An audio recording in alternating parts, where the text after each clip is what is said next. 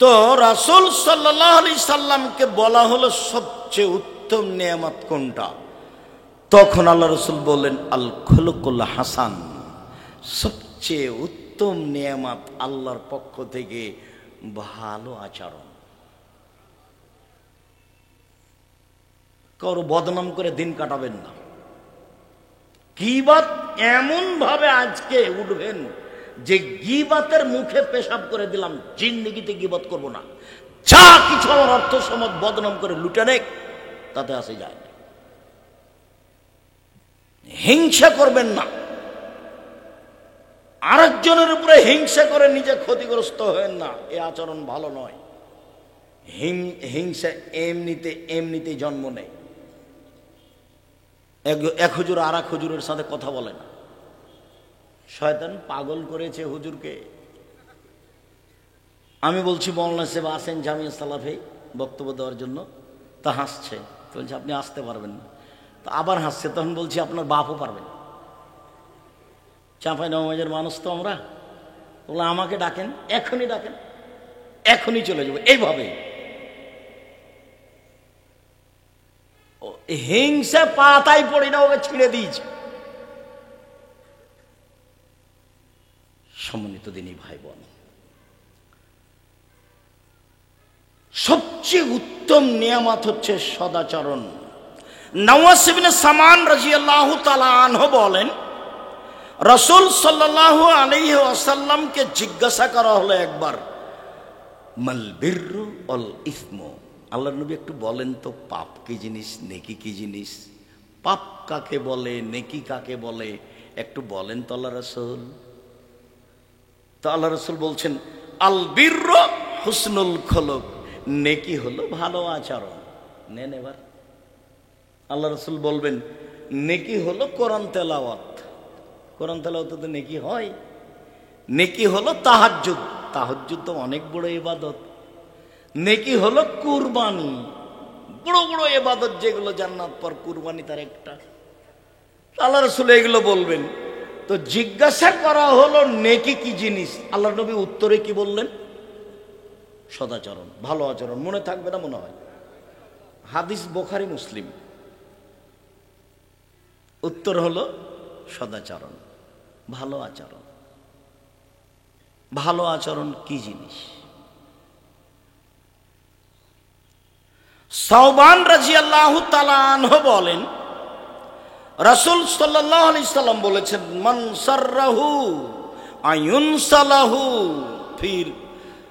ফি আসারিহি ওয়া ইউবসাতু লাহু ফি রিজকিহি। পৃথিবীর মানুষ শুনে রেখো, যে চায় যে তার বয়স বেশি হয়ে যাক, আরো কিছুদিন বেঁচে থাকে, এটা যে চায়। যে চায় যে টাকা পয়সা তার রুজি বেশি হয়ে যাক, যে চায়, ফল এসেল রাহেমাহু, সে যেন সদাচরণ করে। সদাচরণ করলে টাকা বেশি হবে, সদাচরণ করলে বয়স বেশি হবে। হাদিস বুখারী মুসলিম, আমি বলিনি, এই জিম্মেদারি আমার নয়। এই কথা মুহাম্মদ সাল্লাল্লাহু আলাইহি ওয়াসাল্লাম বলেছেন। জাতির যদি রাস্তাঘাট করে দিতে না পারি, জাতির যদি স্কুল কলেজ করে দিতে না পারি, জাতিকে চূড়ান্ত সঠিক ধর্ম দিতে পারবো ইনশাআল্লাহ। ধর্মের ব্যাপারে জাতিকে ফাঁকি দিয়ে পরকাল হারাতে রাজি নই। সকাল হতে হতে বড় ভাইয়ের হাত ধরে ক্ষমা নেবেন আপনি। গন্ডগোল আপনার বড় ভাইয়ের কারণে হয়েছে, ক্ষমা আপনাকে নিতে হবে। উপস্থিত বৈঠকের দিনই মুসলিম বোন, গন্ডগোল হয়েছে আপনার বড় বোনের কারণে, আপনি ছোট বোন, ক্ষমা আপনাকে নিতে হবে।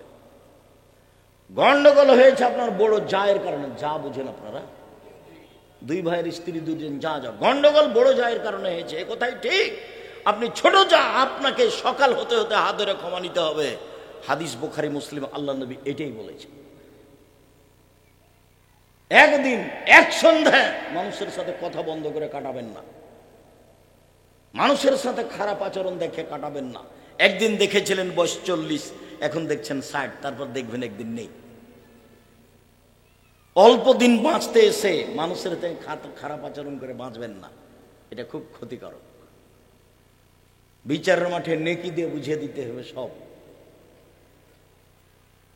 তখন তো আর টাকা পয়সা থাকবে না, তখন তো আর হাত ধরে ক্ষমা নিতে পারবেন না, ভাইজান ভুলটা হয়ে গেছিল আমাকে মাফ করেন, এটা তো আর বলতে পারবেন না। তো কি দিয়ে এটা পরিশোধ হবে? কি দিয়ে? নেকি দিয়ে। যদি নেকি না থাকে তাহলে ওর পাপ নিতে হবে বিচারের মাঠে। এভাবে বিচার, হাদিস বুখারী মুসলিম, এভাবে রাসূলুল্লাহ সাল্লাল্লাহু আলাইহি ওয়াসাল্লাম বিচার করেছে। সদাচরণের খুব দাম। সদাচরণ কি জিনিস? আবু হুরায়রা রাদিয়াল্লাহু তাআলা আনহু বলেন, রাসূল সাল্লাল্লাহু আলাইহি ওয়াসাল্লাম বলেছেন যে আর-রাহিমুস শুহনাতুন মিনার রহমান, সদাচরণ রহমান থেকে বের হয়েছে। রহমান দয়া, ভালো আচরণ, এখান থেকে সদাচরণ বের হয়েছে। কাল আল্লাহ তাআলা, আল্লাহ তাআলা বলেন, পৃথিবীর মানুষ শুনে রেখো, আমি আল্লাহ বলছি সদাচরণ, মান ওয়াসালাকে ওয়াসালতুহু, তোমাকে যে নিবে আমি আল্লাহ তাকে নিব। ওমান কাতাকে কাতাতুহু, তোমাকে যে ছেড়ে দিবে আমি তাকে ছেড়ে দিব। যার সদাচরণ নেই তারা আল্লাহ নেই। তো কিভাবে থাকে, কিভাবে খায়? হিন্দু যেভাবে খায়। হিন্দু খেতে পায় না, ও তো অনেক টাকা পয়সা রাখে। ইহুদি খ্রিস্টান তো অনেক টাকা পয়সা রাখে। তো যার সদাচরণ নেই তার তো আল্লাহ নেই, তো বাঁচে কিভাবে? ইহুদি যেভাবে ও বাঁচে কিভাবে, খ্রিস্টান যেভাবে ও বাঁচে কিভাবে, হিন্দু যেভাবে।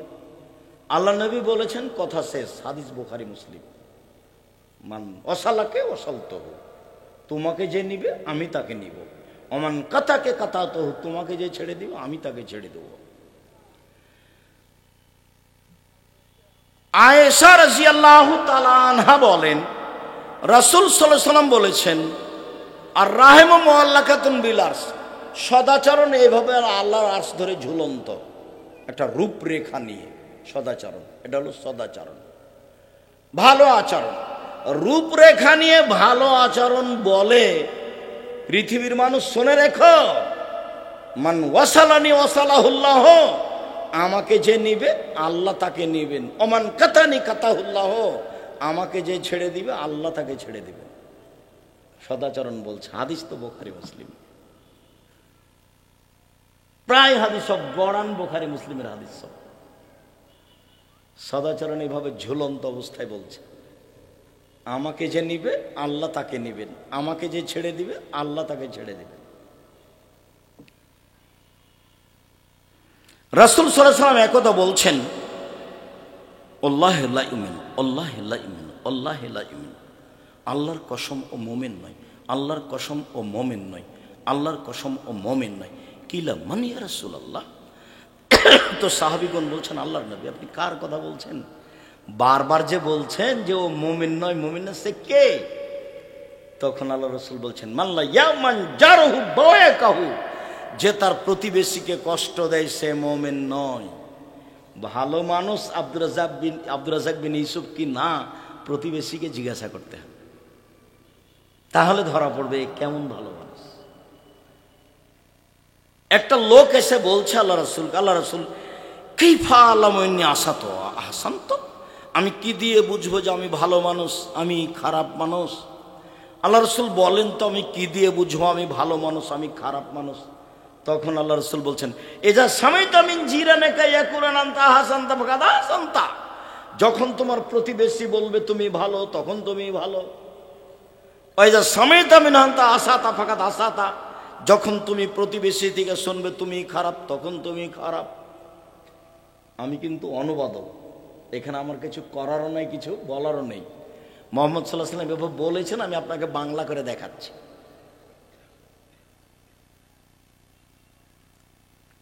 একজন সাহাবী রাসূলকে এসে বলছেন, আল্লাহ রাসূল ইন্না ফুলানাতান তুযকারু মিন কাসরাতি সলাতে ওয়াসসায়ামি হাসাদাকাতিহা গায়রান নাহ তুজি জিরানা বিলিসানিহা।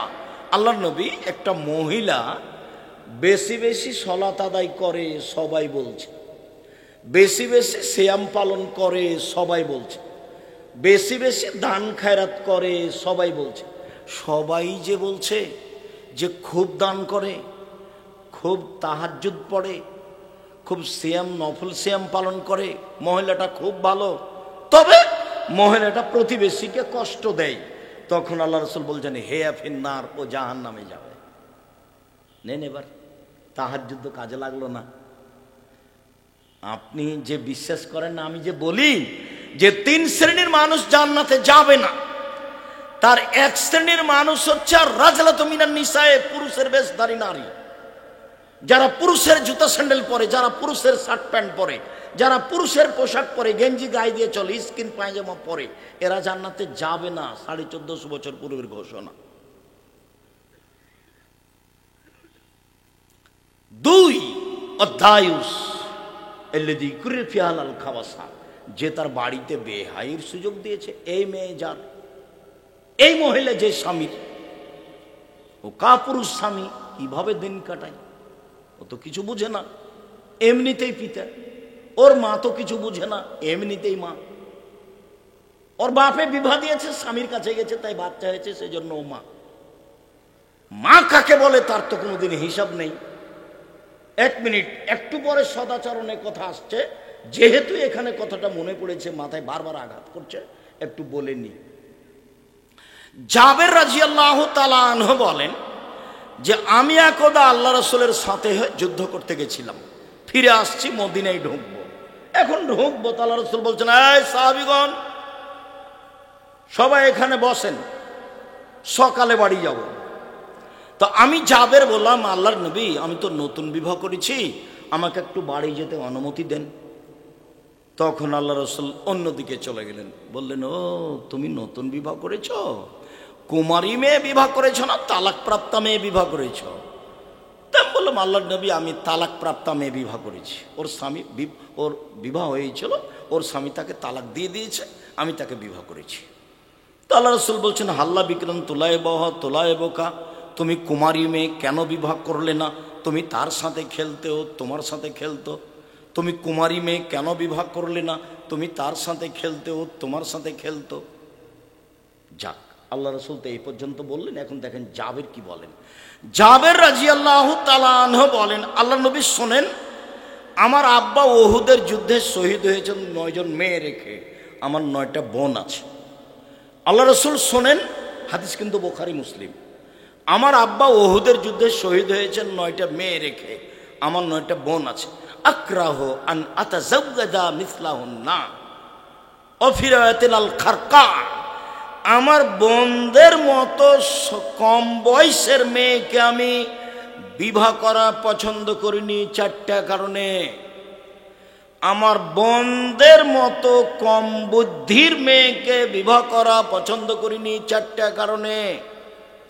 1, লিতুআল্লিমাহুন্না, আমার স্ত্রী যেন আমার বোনদেরকে বিদ্যা শিখাতে পারে। কম বয়সের মেয়ে হলে বিদ্যা বলে তুআদ্দিবাহুন্না, আমার স্ত্রী যেন আমার বোনদেরকে শিষ্টাচার শিখাতে পারে। কম বয়সের মেয়ে হলে শিষ্টাচার শিখাতে পারবে না, এই জন্য বেশি বয়সের মেয়েকে বিবাহ করেছি, যাতে করে আমার 9টা বোনের শিষ্টাচার দিতে পারে। 3, বলে তুরাজ্জালাহুন্না, আমার স্ত্রী যেন আমার বোনদের মাথার চুল চিরুনি করে কাপড় চোপড় দিয়ে সাজগোজ করে পরিপাটি করে রাখতে পারে, এই জন্য আমি বেশি বয়সের মেয়ে বিবাহ করেছি। 4, বলে তাকুমা আলাইহিন্না, আমার স্ত্রী যেন আমার বোনদেরকে পাহারা দিতে পারে। পাহারা, মা মানে পাহারাদার। আমি আপনাকে কষ্ট দিনই, এখন আপনার মেয়েটা বসে আছে, নখ বড় আছে, বলেন তো আর আপনার স্ত্রী পাহারাদার? ওই স্ত্রী আপনার মেয়েকে বলিয়েন যে আম্মু তুমি তোমার মাকে খালা বলে, সৎমা বলে ডাকো, ও সৎমা। কষ্ট নিয়েন না, আমি জানি এটা তার মা, সৎমা নয়, কিন্তু আমি কোনোদিন স্বীকৃতি দিইনি। আমি বলেছি এটা তোমার সৎমা, এটা তোমার খালা। নবী বলেছেন নবীগণের বৈশিষ্ট্য 10টি, সব নবীর খাসলাত ছিল 10টি, সব নবীর অভ্যাস ছিল 10টি, সব নবীর নিয়ম নীতি ছিল, স্বভাব ছিল 10টি। 1, মুছ কেটে ফেলা, চেঁচে ফেলা নয়। 2, দাড়ি বড় করা, চেঁচে ফেলা হারাম, ছোট করাও হারাম। চেঁচে ফেললে চোখের পাওয়ার কমে যায়, চেঁচে ফেললে স্ত্রী মিলনের ক্ষমতা কমে যায়। 3, কাসুল আজফারে, নখ কেটে ফেলা, সব নবীর বৈশিষ্ট্য ছিল নখ কেটে ফেলা। আপনার চোখের সামনে আপনার মেয়ে নখ বড় দিয়া আছে আর নেইল পালিশ দিয়েছে। ইহুদি খ্রিস্টানদের পতিতালয়ের মেয়েদের বৈশিষ্ট্য হচ্ছে নখে নেইল পালিশ দেওয়া। ইহুদি খ্রিস্টানদের পতিতালয়ের মেয়েদের বৈশিষ্ট্য হচ্ছে নখে নেইল পালিশ দেওয়া আর কপালে টিপ দেওয়া। হিন্দুদের নীতি, হিন্দুদের মেয়েদের বিবাহ করার 10টি পদ্ধতি আছে, তার একটি পদ্ধতি হলো রাক্ষসী বিবাহ। মেয়ের বাপ বিবাহ দিবে না, ছেলেটা জোর করে বিবাহ করবে, কপালে টিপ দিতে পারলে বিবাহ হয়ে গেছে। টিপ দেওয়া প্রথা হিন্দুদের পক্ষ থেকে এসেছে। আমি পিতা, আমি মা। শিষ্টাচার কাকে বলে কেউ বুঝে না। শিষ্টাচার কাকে বলে? এমনি থাকে, খায়, পেশাব পায়খানা করে দিন কাটায়। শিষ্টাচার কেউ বুঝতে চায় না। শিষ্টাচার ঘোড়ার ডিম। আপনার স্ত্রী পাবনা শহরে একটা তরকারির বাটি কিনেছে, তরকারির বাটি, সেটা হলো রুই মাছ। এটা কোন শিষ্টাচার? আপনার স্ত্রী একটা আয়না কিনেছে, আয়না, মুখ দেখার, চোখ দেখার, সেটা হলো কাতল মাছ। এটা কোন শিষ্টাচার? আপনার স্ত্রী কিছু প্লেট কিনেছে, তাতে আছে চিংড়ি মাছ। এটা কোন শিষ্টাচার? আপনার বাচ্চার পেশাব পায়খানার জন্য একটা পট কিনেছেন, সেটা হলো ঘোড়া। এটা কোন শিষ্টাচার? আপনার বাড়িতে শোকেজে আপনার স্ত্রী পুতুল সাজিয়ে রেখেছে, কাঁকড়া। এটা কোন শিষ্টাচার? আপনি আপনার পুতনির নাতনির জন্য ছেলের পক্ষ থেকে, মেয়ের পক্ষ থেকে তার জন্য পুতুল কিনে নিয়ে এসেছেন। হুজুরের বাড়িতে পুতুল আছে, এটা আবার কোন শিষ্টাচার? জাতির যদি রাস্তাঘাট করে দিতে না পারি, জাতির যদি স্কুল কলেজ করে দিতে না পারি, জাতিকে চূড়ান্ত সঠিক ধর্ম দিতে পারবো ইনশাআল্লাহ। ধর্মের ব্যাপারে জাতিকে ফাঁকি দেয়, পরকাল হারাতে রাজি নেই, কোন সময় রাজি নেই আমি। ছবি, মূর্তি, পুতুল সর্বদা হারাম। রাসূল সাল্লাল্লাহু আলাইহি ওয়াসাল্লাম বলছেন, আল্লাহ তাআলা বলেছেন, ইন্নাল্লাহা হাররামাল খামরা ওয়াল মাইসিরা ওয়াল খিনজিরা ওয়াল আসনাম ওয়া ফিরাতিন বায়াল আসনাম। যেই ভাষা দিয়ে মদ হারাম করা আছে, যেই ভাষা দিয়ে জুয়া হারাম করা আছে, যেই ভাষা দিয়ে শুকুর হারাম করা আছে, ওই ভাষা দিয়ে পুতুল কিনা হারাম ঘোষণা করা আছে। ওই ভাষা দিয়ে পুতুলের ব্যবসা হারাম ঘোষণা করা আছে। ভাষা একই, সবটাই হারামা। সোর হারামা, মদ হারামা, জুয়া হারামা, পুতুল হারামা, একই শব্দ, একটাই শব্দ দিয়ে হারাম করা আছে সব। কেমনে আপনার বাসায় পুতুল থাকতে পারে? এটা কেমনে শিষ্টাচার হয়? আমি এক মন্ত্রী এমপিকে বলছি, ভাইজান একটু মূর্তিটা নামাতে হবে ভাইজান, না হলে তো আমি এখানে বসতে পারবো না। তখন আমাকে বলছেন, আরে আমি খাঁটি আহলে হাদিস, তাই বলছেন। তখন তার পাশে বাঘের মূর্তি আছে। আচ্ছা ভাইজান আমাকে মাফ করবেন, যদি আপনার এই সরানো সম্ভব না হয় তাহলে আমি চলে যাচ্ছি। আচ্ছা আচ্ছা ঠিক আছে বসেন, আমি সরাচ্ছি। সরিয়ে দিল, তখন আমি বসলাম।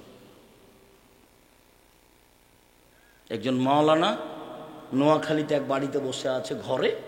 তো আমি দরজায় সালাম দিচ্ছি, আসসালামু আলাইকুম। তারপর ঘরে দেখছি সব ভেন্টিলেটার, বুঝেন আপনারা ভেন্টিলেটার বুঝেন, সব ঘোড়া। তো বলছি ইন্না লিল্লাহ, ভাইজান আমি এখানে যে বসবো না, যদি সম্ভব না হয় তাহলে আমি ফিরে যাব। কি করতে হবে বলেন? বলে সব ভেন্টিলেটার ভেঙে দিতে। বলে ঠিক আছে তাই করছি। আপনি আমার বাসা থেকে ফিরে যাবেন মানে? সব ভেন্টিলেটার ভেঙে ফেলে দিলাম, সব ভেঙে ফেলে দিয়েছে, তারপরে ঢুকেছি। একজন হুজুর আগে থেকে বসে আছে। রংপুরে না, এটা দিনাজপুর শহরে যারা নির্বাচনের মধ্যে ব্যস্ত থাকে, ওর অফিসে চতুর্দিকে মূর্তি আছে। তো মৌলানা সাহেব বসে আছেন। মৌলানা সাহেব মারা গেছেন সেদিনই, কণ্ঠ বন্ধ হয়ে গেছিল, বড় মৌলানা। তা আমি দরজায় সালাম দিচ্ছি, আসসালামু আলাইকুম, ইন্না লিল্লাহি ওয়া ইন্না ইলাইহি। ভাইজান আপনি এখানে যে? আরে আপনি মহাদ্দেশ মানুষ, এ কথা আমাকে বলছে। তা আমি ঘুরে বলছি, এই ছেলে চলো তো, রিক্সা কোথায়? আমার এখানে থাকা হবে না। আমি চলে গেলাম। কোথায় নিয়ে যে রাখলো? ঘরেই বসিনি। অনেক দিন যে ঘরে বসতে দিয়েছে সে খাটে আছে ময়ূর, ওটা না কাটা পর্যন্ত ঘরে বসিনি। আল্লাহ রাসূল ঢোকেননি সেই বাড়িতে। এর সাথে কোনো আপোষ নেই। কেমনে আপনার স্ত্রীটা কিনতে পারে? আল হাদিস তো বহু দূরের কথা। আল হাদিস এটা মুনাফিকি ছাড়া কিছুই নয়। পুতুলের সাথে আপনার আপোষ কি করে হলো? আপনি কি ইমানদারি দেখাতে চাচ্ছেন? কি হিসাব আপনার? কয় টাকার মালিক আপনি? কি বিবেচনা করেন? বাড়িতে ঢুকে যত ছবি, মূর্তি, পুতুল, কাঁকড়া আছে সবকে ভেঙে চৌচির করে ঘুমাতে হবে। তাহলে আপনি মুমিন বক্তব্য শুনেছেন, অন্যথা আপনি আমার বক্তব্যের সাথে মুনাফিকি করেছেন। আমার বক্তব্যের সাথে মুনাফিকি করে কোনো লাভ নেই। মুহাম্মদ সাল্লাল্লাহু আলাইহি ওয়াসাল্লাম বাড়িতে ঢুকলে ছবি, মূর্তি, পুতুল, কাপড় চোপড় যা থাকতো, যাতে ছবি থাকতো ছিঁড়ে ফেলে দিতেন, তারপরে ঢুকতেন। একথা আয়েশা রাদিয়াল্লাহু তাআলা আনহা বলেন, হাদিস বুখারী মুসলিম। যাওয়ার সময় একটা বই নেবেন, উপদেশ, একটা আলোচনা আছে ছবি মূর্তি, নিজে দেখেন। বইয়ের নাম উপদেশ, আলোচনার নাম ছবি ও মূর্তি। এর সাথে আপনার আপোষ ভালোবাসা কেন?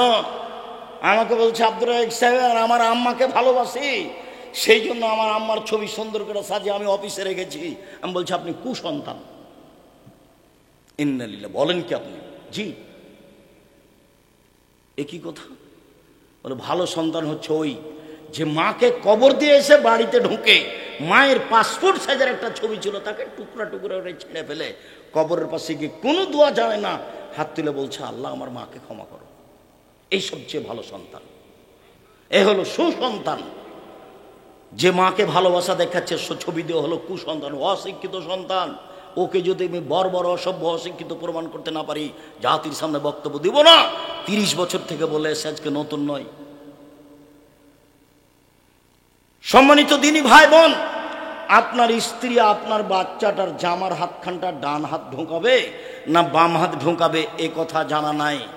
শিষ্টাচার কাকে বলে? আপনার স্ত্রী আপনার বাচ্চার কোন পায়ের জুতাটা আগে পরাবে এইটা তার জানা নাই। শিষ্টাচার কাকে বলে? আপনার স্ত্রী আপনার বাচ্চাকে দুধ খাওয়ার সময় বিসমিল্লাহ বলে না, এটা তার জানা নাই। শিষ্টাচার কাকে বলে? যতবার আপনার স্ত্রী বাচ্চাকে দুধ খাওয়াচ্ছে, যদি আপনার স্ত্রী বিসমিল্লাহ না বলে, এ দুধ শয়তান খাবে, নিশ্চিত খাবে, অবধারিত খাবে, খাবেই খাবে। নবী বলেছেন খাবে, অতএব খাবে। আপনার স্ত্রী দরজাটা বন্ধ করে বিসমিল্লাহ বলে না, শিষ্টাচার কাকে বলে? আপনার স্ত্রী আপনার বাচ্চা যখন পানি খায় তখন বাম হাতে গিলাস ধরে থাকে, আপনার স্ত্রী বলে না ছি ছি ছি আব্বু আব্বু আব্বু, বাম হাতে শয়তান খাবে, বাম হাতে শয়তান খাবে, ডান হাতে ধরো, ডান হাতে ধরো। এই কথা আপনার স্ত্রী বলে না। শিষ্টাচার কাকে বলে? পেশাব পায়খানা যাওয়ার সময় আপনার স্ত্রী বলে না দোয়া পড়ে ঢোকো। শিষ্টাচার কাকে বলে? শোয়ার সময় ডান কাতে শয়, কথা আপনার স্ত্রী বলে না। শিষ্টাচার কাকে বলে? আম্মু আমাকে সালাম দিয়ে বাড়ি থেকে বের হও, আপনার স্ত্রী বলে না। শিষ্টাচার কাকে বলে? আম্মু বাড়িতে ঢোকার সময় সালাম দিয়ে ঢুকতে হবে, আপনার স্ত্রী বলে না। শিষ্টাচার কাকে বলে? শিষ্টাচার কি জিনিস? শিষ্টাচার না আমি জানি না, আমার স্ত্রী জানে। দুইজন মিলে থাকি আর খায় আর পেশাব পায়খানা করে দিন কাটাই পশু প্রাণীর মতো। বুঝেও বুঝে না ওরা, অন্তর আছে বুঝে না, দেখেও দেখে না ওরা, চক্ষু আছে দেখে না, শোনেও শোনে না ওরা, কান আছে শোনে না। উলায়েকা কালা নাম, তারা পশু প্রাণীর মতো, তারা গরু ছাগলের মতো, তারা কুকুর শৃগালের মতো, বালুমাজাল বরং তার চেয়ে খারাপ। আল্লাহ বলছে আমার আপনার জীবিকা নির্বাহ পশু প্রাণী কুকুর শৃগালের চেয়ে খারাপ। এটা তো পাবনা। রংপুর হলে বলতাম, বৃহত্তর রংপুর, বৃহত্তর দিনাজপুর, বলতাম এই ছেলে তোমার আব্বাকে যদি আমি কুকুর শৃগালের চেয়ে খারাপ প্রমাণ করতে না পারি বক্তব্য দেব না। কিভাবে আব্দুর রাজ্জাক সাহেব? তোমার দাদা মরা 10 বছর হলো, তোমার দাদা 15 শতক জমি রেখে গেছে, তোমার বাপ নিবে 10 শতক, তোমার ফুফু নিবে 5 শতক, তোমার ফুফু নিবে বিকালে আর তোমার বাপ নিবে সকালে, এটা প্রমাণ করো দেখি। বলে না একসাথে নিবে। তো 10 বছর হলো তোমার দাদা মরা, এখন পর্যন্ত তোমার বাপ তোমার ফুফুকে জমি দেয়নি। বলো তোমার বাপ কুকুর শৃগালের চেয়ে খারাপ না ভালো? তো বলছে ঠিক বলেছে। এখন কি করতে হবে? তুমি তো বলছো ঠিক বলেছে, এখন কি করতে হবে? এখন তোমার আব্বাকে গিয়ে বলবো আব্বা ভাগ্য নিয়ে এসেছি, আব্বা ভাগ্য ছেড়ে আসেনি। ভাগ্যে যদি জমিদারি থাকে জমিদারি করে খাবো, ভাগ্যে যদি ভিক্ষা চাওয়া থাকে ভিক্ষা করে খাবো। ফুফুর জমি খেয়ে বাঁচতে রাজি নয়। সকাল হতে হতে ফুফুকে ডেকে আপোষ করে জমি বুঝিয়ে দেন। পাবনাতে এই হিসাব নেই, বাপ মরার সাথে সাথে জমি ভাগ করে দেয়। থাকলে খুবই কম, চাঁপাইনবাবগঞ্জে থাকলে। আর যৌতুক তো যৌতুকের টাকা দিয়ে চাউল কিনে ভাত খেয়ে বাদাত কবুল হবে না। যৌতুকের টাকা দিয়ে চাউল কিনে ভাত খেয়ে বাদাত কবুল হবে না। ভিক্ষা করা টাকা দিয়ে চাউল কিনে ভাত খেয়ে বাদাত কবুল হবে। ভিক্ষা করতে হবে না। ভিক্ষা করবো কেন? কলা বিক্রি করে খাবো, দিন মজুরি করে খাবো। আপনারা এসে ভিক্ষার কথা বলেন কেন? আমি ভিক্ষার কথা বলিনি। তোমার বাপ তোমার শ্বশুর কাছে যৌতুক নিয়েছে, তোমার বাপের স্বভাব খারাপ, 24 ঘন্টার মধ্যে তোমার বাপকে টাকা ফেরত দিতে হবে। সাইকেল মোটরসাইকেল টাকা পয়সা খাটলা যা নিয়েছ নেহায়াত আল্লাহ হারাম, আগামীকাল সন্ধ্যা হতে হতে ফেরত দিতে হবে। পরের জিনিস নিয়ে মাতাব্বরি করো না, কাজ করে খাও। দিন গেলে বিকালবেলায় শ্বশুরকে একটা লুঙ্গি কিনে দিও, আব্বা অনেক কষ্ট করে মেয়ে মানুষ করে আমার হাতে দিয়েছেন, আপনার জন্য আমি একটা উপহার লুঙ্গি নিয়ে এসেছি, গরিব মানুষ, তোমার জন্য একটা মনে বল থাকবে। মানুষের টাকা নিয়ে দিন কাটাও কেন? সেটা তো হারাম। বলছিলাম সম্মানিত দিনী ভাই বোন, সদাচরণ। আবু হুরায়রা রাদিয়াল্লাহু তাআলা আনহু বলেন, রাসূল সাল্লাল্লাহু আলাইহি সাল্লাম বলেছেন, আল মুমিন লিল মুমিন কাল বুনিয়ান ইয়াসুদ্দু বাযুহু বাযান সুম্মা সাব্বাকা বাইনা আসাবি। বুখারী মুসলিম। আল্লাহ রাসূল বলছেন, একজন মুমিন আর একজন মুমিনের সাথে এইরকম, একজন মুসলমান আর একজন মুসলমানের সাথে এইরকম, সুম্মা সাব্বাকা বাইনা আসাবিহি, প্রাচীরের মতো, এইরকম প্রাচীরের মতো।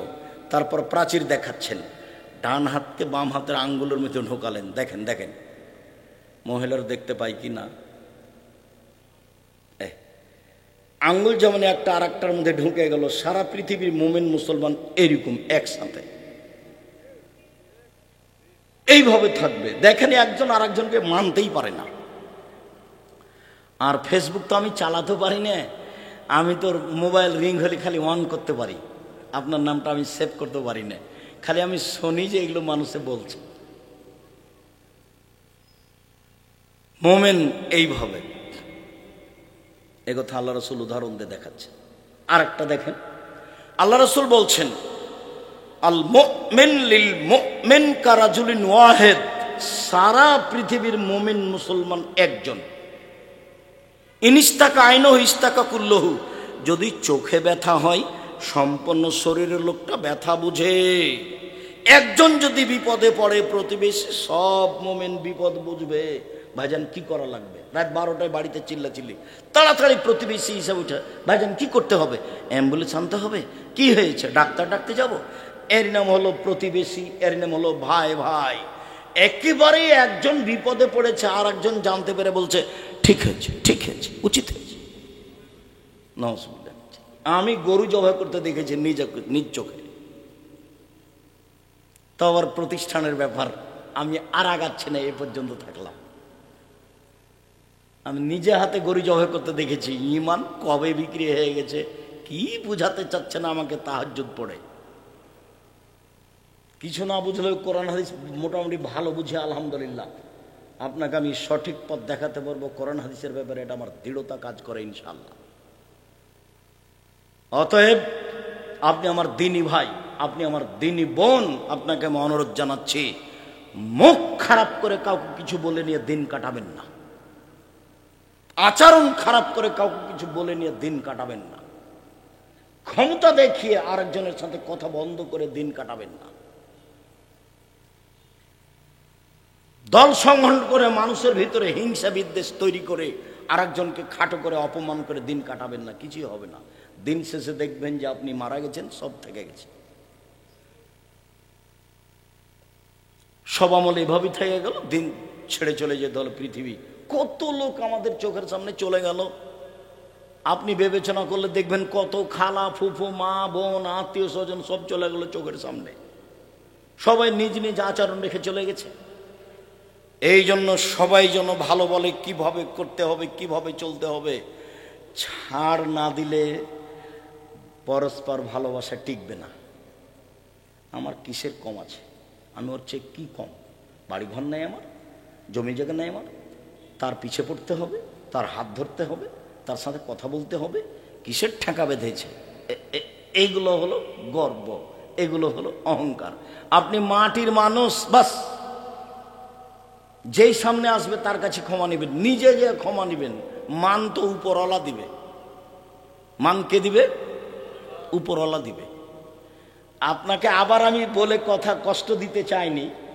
জামিয়া সালাফে প্রত্যেক দিন বিকালে আমি অনুমান করেছি 50,000 থেকে লাখ টাকা বিল লাগে প্রতিদিন। লেবার মিস্ত্রি, টিন মিস্ত্রি, কাঠ মিস্ত্রি, সিমেন্ট মিস্ত্রি, কত যে মিস্ত্রি আছে, প্রায় সব জমি কিনা, প্রায় সব কিনা। আর বেতন লাগে 32 লক্ষ টাকা মাসে, 32 লক্ষ। যে রূপগঞ্জে যে জমি মসজিদটা তৈরি হচ্ছে, 2 একর জমির ওপরে, 6 বিঘা জমির ওপরে, যার একতলাতে 10,000 মানুষ সালাত আদায় করতে পারবে। সব জমিগুলো কিনা, 3 লক্ষ টাকা শতক আছে, 200 শতক, পুরো প্রায় 100 বিঘা জমি। তা আমি তো নিঃস্ব মানুষ, আমি তো কোনো ব্যবসা করি না। আমি হচ্ছি রাজশাহী চাঁপাইনবাবগঞ্জের কচুর পাতার পানি, টলমল টলমল, এই পড়লো এই পড়লো এই পড়লো। আমি ব্যক্তিগত কিছু না। জামিয়া সালাফে কোনো বিত্তশালী দিয়ে চলে না, জামিয়া সালাফে বৈদেশিক কোনো পয়সা দিয়ে চলে না, জামিয়া সালাফে কোনো সংস্থা দিয়ে চলে না, জামিয়া সালাফের সরকারি অনুদানে চলে না, জামিয়া সালাফের রসিদ বহি বাহিরে ব্যবহার হয় না। কোনো শিক্ষক রসিদ নিয়ে আদায় করতে যাইতে পারবে না, নিষেধ আছে। রসিদ ধরা পড়লে তার জরিমানা হবে। বাস বেতন 25 তারিখ থেকে 1 তারিখের মধ্যে বেতন পাবে, নিয়ে যাবে, সংসার করে খাবে, এসে ক্লাস নেবে। এটা হলো জামিয়া সালাফে। আলহামদুলিল্লাহ চলছে। যার নিচে তেমন কিছু নেই, নিঃস্বের ওপরে, আল্লাহর ওপরে ভরসা করেন, নত হয়ে চলতে শিখেন, আল্লাহ আপনার প্রতি দয়া করবেন যখন তখন সব সহজ হয়ে যাবে। অল্প পয়সাতে সুন্দর মতো জীবিকা নির্বাহ করতে পারবেন। আর ব্যবসা করলে বড় থেকে বড় ব্যবসা করার চেষ্টা করবেন। কোটি টাকার মালিক হব, অসহায় মানুষের পাশে দাঁড়ানোর জন্য, সরকারকে উঠানোর জন্য, নামানোর জন্য নয়। অসহায় মানুষের পাশে দাঁড়িয়েই জান্নাত কিনবো, এই জন্যই টাকা ইনকাম করছে, দিনরাত চিন্তা ভাবনা করছে। অসহায় মানুষের পাশে দাঁড়িয়ে জান্নাত কিনতে চাই, এই জন্যই বড় বড় ব্যবসা করি, অন্য কোনো লক্ষ্য উদ্দেশ্যে নেই। এইটা আপনার থাকলে পথ সহজ হবে, আল্লাহ সন্তুষ্ট হবেন। সম্মানিত দিনী ভাই বোন, চলেন পারিবারিক সদাচরণ। রাসূল সাল্লাল্লাহু আলাইহি সাল্লাম বলেন, মান আলা সালাসা বানাতিন, কেউ যদি, কাছাকাছি চলে এসেছি, বিরক্ত হবেন না, আজকের মতো শেষ করতে যাচ্ছে। কেউ যদি 3টে ছেলে মেয়ে লালন পালন করে, 3টে মেয়ে, তো দেখেন তো মেয়ে কিভাবে লালন পালন করতে হয়। কষ্ট নিয়েন না, আপনাকে আমি ভালোবাসি। 1, আল্লামাহুন্না, মেয়েকে বিদ্যা শিখিয়ে দিল। 2, আদ্দাবাহুন্না, মেয়েকে শিষ্টাচার শিখিয়ে দিল। বলেন তো ভাইজান, শিষ্টাচার কি জিনিস? আপনি মাথায় টুপি দিয়ে আছেন, আপনার মেয়েটা স্কিন পায়জামা পরে আছে, এটা কি শিষ্টাচার? আপনার মেয়েটা মাথার চুল ছোট করে আপনার সাথে আছে, আপনি হাজি মানুষ, এটা কি শিষ্টাচার? আল্লাহ নবী বলছেন মেয়েকে শিষ্টাচার শিখিয়ে দিল। 3, আহসানা আলাইহিন্না ইলাইহিন্না, তার সাথে ভালো আচরণ করলো। কোনো সময় মেয়ের সাথে খাস্টা মেষ্টা আচরণ করবেন না, সাবধান। মেয়েকে বারবার আদর করবেন, আম্মু বলবেন, বারবার আদর করবেন। খারাপ দেখছেন, তারপরে আপনি ধৈর্যের পরিচয় দিয়ে ভালো করার চেষ্টা করবেন। দিনরাত খবর নিচ্ছেন, ঢাকা বিশ্ববিদ্যালয়ে মেয়ে পড়ে, আম্মু কেমন আছো, আম্মু কেমন আছো, আম্মু টাকা পয়সার প্রয়োজন হলে বলবে, বলছেন। হঠাৎ একদিন শুনছেন ভাতিজা বলছে, চাচা জানেন কি হয়েছে? তো খালেদা বের হয়ে চলে গেছে, এখন বিশ্ববিদ্যালয়ে নেই। তখন আপনি বলছেন, তোকে ত্যায্যপুত্র করলাম, তোকে ত্যায্যপুত্র করলাম, তোকে ত্যায্যপুত্র করলাম। তোকে যদি পাই তাহলে যমুনা নদীতে কেটে ভাসাবো, বাপে বলছে। ত্যায্যপুত্র বললে কে মেয়ে ত্যায্যপুত্র হবে? মরলে মেয়ে জমি নিয়ে নেবে। বের হয়ে গেছে যেখানে সেখানে বিবাহ দিয়ে দেন, পথ সহজ, তাড়াতাড়ি যান। গিয়ে বলবেন, চোর চান্ডাল যা হয়ে গেছে। মান ইজ্জতার নদী ধরার চেষ্টা করিয়েন না। যত রাগ করে থাকবেন তত জেনা, যত রাগ করে থাকবেন তত জেনা। 10 ছেলের মা হলো জেনা। এমন কোন পথ নেই তাকে বৈধ করতে পারে। আপনাকে যেতে হবে, 2 জন সাক্ষী নিয়ে বলতে হবে ছেলেটাকে যে আমি তোমাদের বিবাহে সম্মতি জানালাম, এই যে আমার 2 জন সাক্ষী, বাস এখন সংসার ঠিক আছে। কোর্টের বিবাহ বাতিল, কোর্টের বিবাহ বাতিল, কোর্টের বিবাহ বাতিল। কোর্টে বিবাহ হওয়ার পর যদি 10টা ছেলে হয়, 10টাই ছেলে অবৈধ। বাপ মারা গেলে তার ভাই দিয়ে বিবাহ পড়াতে হবে, তার ভাই মারা গেলে তার নিজের ছেলে যেগুলো অবৈধভাবে হয়েছে তাকে মালিক করে বিবাহ পড়াতে হবে। বিবাহ পড়াতে হবে, বুড়ি হয়ে গেলেও কোনো পথ।